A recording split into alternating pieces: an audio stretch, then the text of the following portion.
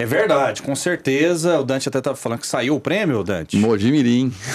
Opa! Mojimirim, Ganhou aposta sozinho. única, aposta única. Nossa, que beleza. O Dante Deu para fazer jogou? fortuna no vôlei, Dante?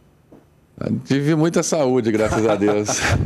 Aquela velha história, né? Ganhar dinheiro não ganha muito, mas se diverte. Se diverte, Mas o Dante se diverte, ganhou sim, com certeza, e muito merecido.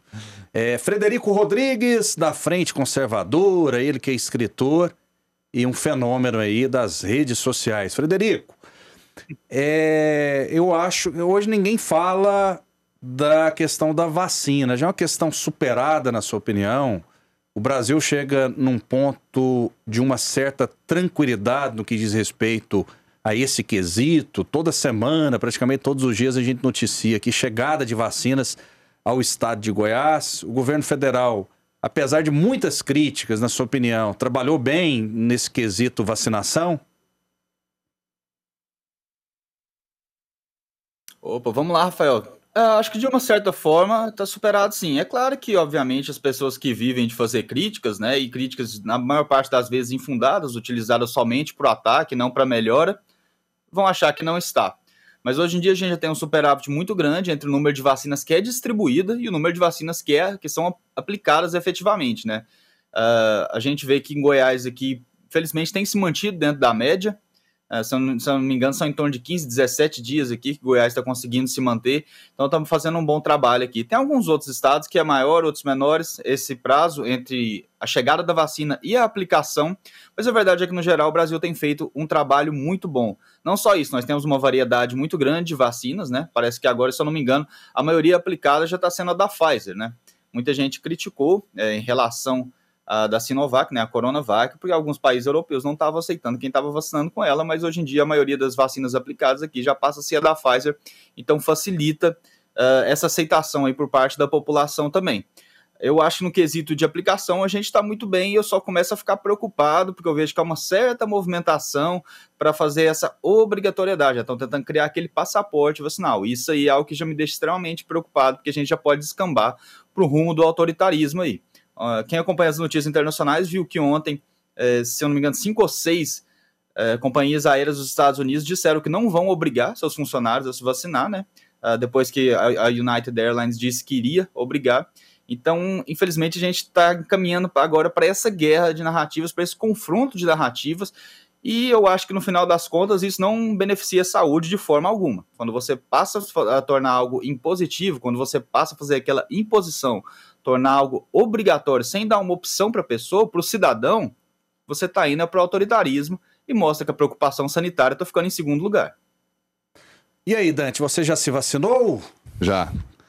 Primeira dose já fui vacinado. Lá em casa também, todos os meus pais, com as duas doses vacinadas. Tem que vacinar, gente, tem que vacinar. Essa é a única maneira de tentar controlar esse vírus aí. Dá uma tranquilidade, né, para as famílias, depois de um momento dificílimo, em que a gente não tinha uma luz do fim do túnel, né, Dante? Não tinha vacina, e o mundo passou por um momento muito complicado, né, Dante? Exatamente. Está passando, né? Está passando. Não podemos descuidar, gente, pelo amor de Deus, isso aí. É verdade. Experiência própria aí do que nós estamos passando, não podemos descuidar hora nenhuma, né? Então nós vamos vencer esse vírus aí, porque essa variante que eu gosto de acompanhar muito, né? E essa variante aí não é brinquedo, gente. Vamos cuidar, vamos nos cuidar. Daniel Santana, a importância da chegada de vacinas ao estado de Goiás. Bom, a gente sempre fala aqui da importância e, felizmente, fala todo dia, porque praticamente todos os dias que eu estou participando desse jornal, a gente fala sobre chegada de vacinas, isso é importante.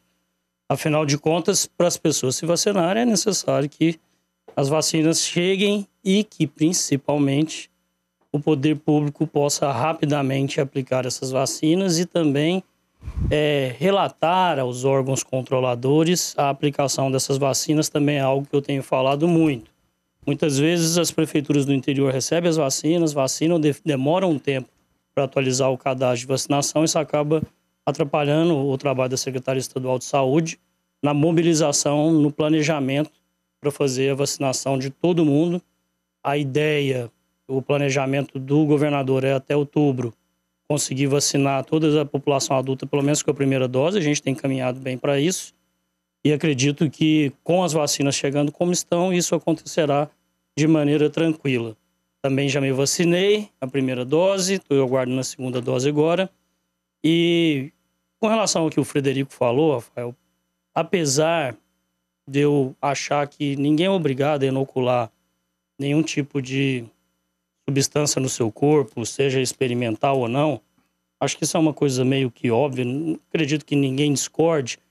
É bom lembrar que essa questão de passaporte de vacinação, se vacinar para entrar num determinado território, não é algo novo. Talvez seja algo que esteja sendo politizado agora. Mas isso acontece desde que eu me entendo por gente, talvez antes.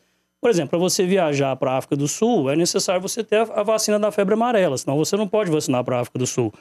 O Dante viajou muito aí jogando vôlei, com certeza já passou por situações em que ele teve que se vacinar para poder entrar num país para disputar uma competição. Então isso não é uma coisa nova, isso é uma coisa que já acontece rotineiramente na nossa sociedade e que agora tem sido politizado pela questão dessa polarização que a gente vive no mundo todo. E não vejo problema nenhum em você se proteger e proteger a população de um eventual país que você deseja ir por um compromisso profissional ou pelo turismo, simplesmente. E aí, Fred, quer completar? Não, sim, mas só para deixar claro nessa questão aí que o Daniel levantou, na verdade, o termo passaporte vacinal ele é utilizado aqui, mas de uma forma um pouco incorreta. Porque passaporte a gente pressupõe que você vai estar viajando para outros países. E o que está sendo implementado, principalmente nos Estados Unidos, já foi implementado na França, é uma requisição, inclusive, para você frequentar locais públicos. Você não pode entrar num restaurante, você não pode frequentar uma praça e, futuramente, você não vai poder ter emprego, você não vai poder ter crédito no banco, você não vai poder comprar um carro. Talvez você não possa nem comprar comida. Tudo sob a prerrogativa de que você seria obrigado a pensar no bem da população. E isso é uma coisa que a história nos mostra, é que toda vez que o bem da população foi utilizado para obrigar um grupo, ou a população, ou um indivíduo a agir de determinada maneira conforme o Estado deseja, a gente terminou em tragédia. Então, minha crítica aqui não é em questão da viagem para outro estado, para outro país. Como eu disse aqui, a própria Europa não aceita, por exemplo, quem se vacinou com a Coronavac. Tem vários países da União Europeia que não aceitam quem se vacinou com a Coronavac. Então, a pessoa tem que escolher outra marca de vacina. Quem quiser entrar lá. Então, essa questão aqui, eu entendo, Daniel, o que ele falou, e realmente é preocupante. A gente está numa sinuca de bico aqui.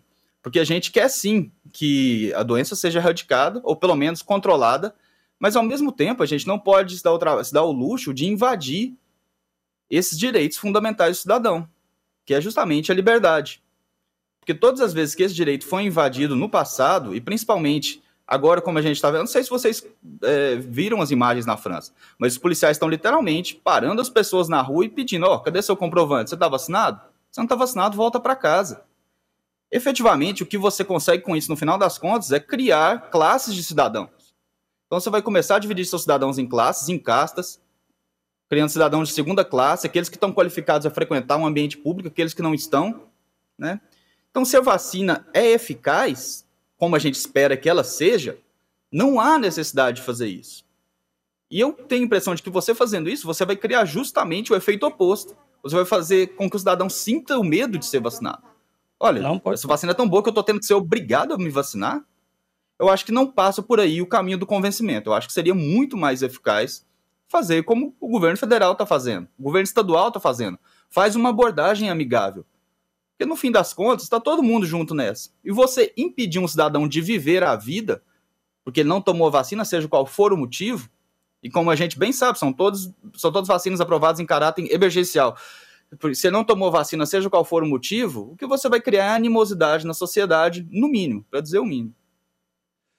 Beleza, Fred, vamos seguindo aqui, 32017720, muita gente já participando conosco. Boa tarde, eu sou o Antônio, motorista de ônibus, e não consegui agendar a vacinação.